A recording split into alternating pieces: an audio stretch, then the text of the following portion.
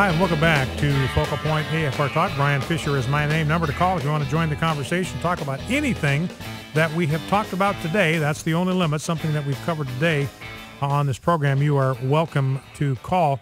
You might want to weigh in on this. Here's a story out of, what base is this? A story in the Army Times I'm looking at, Fort Carson, Colorado. She is a soldier who hid in her car to avoid saluting the flag, took a selfie of herself sitting in her car when she was supposed to be out on the parade ground saluting the flag, and she bragged about it. She flaunted it on Instagram. Private First Class Tarika Sheffy says this was the caption on her picture. "This is me laying back in my car hiding so I don't have to salute the flag." You know, and one soldier said in the comment on this, look, if they're not going to salute the flag, why should we expect them to fight for it? So like your reaction to that. Speaking of nominations confirmed by the Senate, Senator Rand Paul is trying to stop President Obama's nominee to be Surgeon General. Now, typically in the past, the Surgeon General is supposed to be a non-political role, but under Obama, it's been very politicized, and this particular nominee has been against the Second Amendment. He is for onerous gun control legislation. And again, if you've got the Surgeon General pushing this, he's going to push it on the grounds of health, maybe mental health. We can't have people that the state thinks represent some kind of mental illness. We cannot let them have a gun. So Rand Paul is fighting that. Good for them. And again, a sign of the American people looking for honest news. CNN continues to plunge their ratings. Fox continues to hold steady and grow. CNN's ratings have lost half of their audience compared to 1 year ago. February 20 of 2013, Fox News, the only cable network whose total viewers have climbed since this same time next year. Anderson Cooper down 47%. His lead-in, Erin Burnett, she's down 39%. Piers Morgan is gone. They've cashiered him altogether. He's down 46% since February 2013. CNN, Fox is third overall on cable ratings. Over all the cable ratings, behind only USA Network and the History Channel, CNN is 39th. MSNBC is 26th. So they are in the tank. And you might have heard about this in Colorado. One of the problems they're running into in Colorado with the legalization of marijuana is people are using their food stamp cards at ATM machines at pot stores. Now, they don't have proof that these people are taking the cash and going inside and using it to buy pot, but that would certainly not be an unwarranted assumption. 64 times people on welfare, people using welfare, using food stamps to buy pot. Total of $5,475 been withdrawn. The chance is very good it was spent on pot. And Governor Hickenlooper, a California governor, he is warning states against legalizing marijuana. I mean, he kind of led the charge to do this, and they're collecting tax revenue from this thing. But he said, look, the jury is still out on this thing. He says, I don't think anyone ought to be looking at it as a source of revenue. And then Hickenlooper is the one that admits, listen to this. This is a quote from a Democratic governor that supported the legalization of marijuana. We do have polls that show a larger number of kids expect to experiment with marijuana because they think it's not as dangerous as they used to think because now it's legal. He says, as a Democrat who supported legalization, we know people are not going to be better off smoking pot. It doesn't mean they should be arrested, but we know it doesn't make you smarter. In fact, we know for a fact that it makes you dumber. Let's grab a call from Martin in Texarkana, Texas. Martin, welcome. If you want to join our conversation, 888-589-8840. Martin, what's on your mind? Well, yes, Brian. It's a privilege to talk with you. I appreciate all that you do. Thank you, sir. I couldn't agree with you more regarding what Rick Perry needs to do. In fact, I've been saying this for months. I wrote him after the Supreme Court struck down DOMA and said, sir, if they ever try to overrule the marriage laws in Texas, please nullify any mandates out of Washington, any rulings by federal judges. That's not just something he has a right to do. It is his duty. because that's what he was elected to office to do, to uphold the Constitution.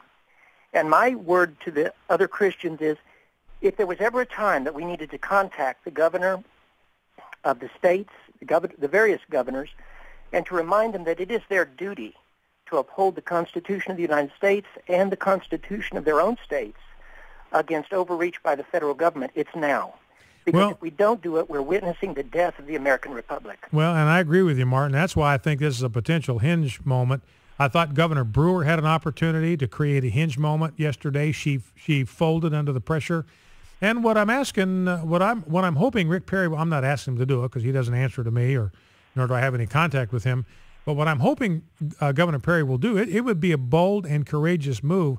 But I'm telling you, Martin, I agree with you. I think we've got to have, dangerous times called for bold measures, and I think that's where we're at. We need somebody who's willing to do the bold, critical times, dangerous times, extreme times call for bold measures, and I think that's where we are at. I would just say one last thing, and that is what we need are men that have the same attitude as the one who said, duty is ours, the consequences are God's. Yes. All right, Martin, listen, I appreciate that call very, very much. Martin from Texarkana, Texas. And going back to what Marco Rubio said about Cuba, in fact, I told you all you need to know. You can't find a car that was in Cuba that was made virtually after 1957. All the cars are ancient cars because the revolution started in 1959. The buildings, almost all the buildings go back to prior to the revolution. There's been virtually no progress since the revolution took place. And again, all you need to know about Cuba and whether or not socialism produces a paradise, all you've got to know is that toilet seats are a luxury item. And Marco Rubio was just a devastating kind of takedown of what Harkin was saying about Cuba. And I think it was Bill Bennett said, just apply the open gate test. If a nation has gates or walls around its borders, what happens when you lift the gate? Do people rush in or do they rush out? And that tells you all you need to know about the difference between free societies and totalitarian societies. In free societies, we have to build walls to keep people out. Totalitarian societies, socialist societies, they have to build walls to keep people in. Now, a couple of let's drop down to a couple of more Ted Cruz clips if we can, Rob, clips 15 and 16. And again, this goes back to Ted Cruz not being a yes man, saying, look, the way you win elections is not by rolling over. You got to draw a line on the stand. You got to articulate principle. That's how you win elections. And he demonstrated that because he came out of nowhere to win the Senate seat in Texas, and he did it by articulating, standing for unapologetically conservative principles. So he is being interviewed here about his relationship with the party establishment. Clip 15. Let's listen. What I said at the outset was I am not going to affirmatively consent to giving Harry Reid the authority to do this because it's irresponsible. It is selling our nation's future down the road. And you go back to those Senate lunches. I won't identify anything, but I'll tell you several people raised a question just like you did there. Why are you trying to throw 5 Republicans under the bus and make them vote for raising the debt ceiling? And I'll tell you my response. My response is I don't want to throw any Republicans under the bus. I would like to see all 45 Republicans stand together and actually do what we tell our constituents. Yeah, instead of throwing them under the bus, how about we stand together, we band together, and we drive the bus. We take over the bus. So Cruz says, look, all I'm asking the Republicans to do is to go to do on the floor what you told your constituents you were going to do in the campaign. Here is clip 16, Rob, second from Ted Cruz. The Wall Street Journal called you the minority maker. And the idea there is that, and this is really what this is what's all about, is that you forced Republicans to take votes that could hurt them in their races and could put the Republican Party in the minority again. Do you not want to be in the majority? What's more important to you, being in the majority or party purity? Dana, I want to win and turn this country around, and the way we lose is not standing for anything. On a human level, I know that you're in Washington fighting for the grassroots, but you are a human being, and you are sitting with people around you who I would think that you have some respect for. They're fellow senators in your own party. For them to be so mad at you, What's that like? Oh, listen, what I try to keep an eye on is that I don't work for the party bosses in Washington. I work for 26 million Texans. But as a human being, you are a human being. Look, does it sting? As a human being, I can't control what they say, how they behave. I can control what I do. So every interaction that I have with every senator, Republican or Democrat, is consistently civil, courteous, respectful, treating them with the dignity they deserve. Now, Dana Bash says, Dana Bash, CNN, and it's, don't you want to be in the majority? To be in the majority, you got to make nice. You got to work well and play well with others. You got to compromise. Do you think do you honestly think Dana Bash really wants the Republicans to win anything? She doesn't. She does not have the best interests of the GOP at heart. She wants them to lose. And she's afraid, she's desperately afraid as a liberal that Ted Cruz's approach, the principle, is actually going to work and that liberals are going to lose power. So that's why she's trying to tone him down. Let's go to Greg in Magnolia, Texas.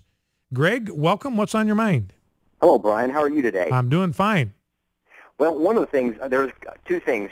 There was a gentleman on earlier, and I'm looking here at the Constitution, Article 3, Section 1. It says the judicial power of the United States shall be vested in one Supreme Court and in such inferior courts as the Congress may from time to time ordain and establish. The judges both of the Supreme and inferior courts shall hold their offices during good behavior. They can be removed. And people to say they are there for a lifetime, that is incorrect. They can be removed for bad behavior. In my mind, judicial activism is bad behavior, and they should be removed. And just as this individual, this Orlando Garcia in San Antonio, has done it and made this declaration when 76% of Texas residents said that marriage is between one man and one woman, that individual needs to be removed because that's judicial activism. And then the last thing I want to say is that I belong to a coalition here where we are informing voters and we do a lot of vetting. And I can tell you right now, John Cornyn, we are working diligently to get him replaced as well as Kevin Brady. All right, Greg, listen, I got to let you go. We are out of time up against a hard break. Appreciate your call. Exactly right about judges. Focal Point AFR Talk back in 2.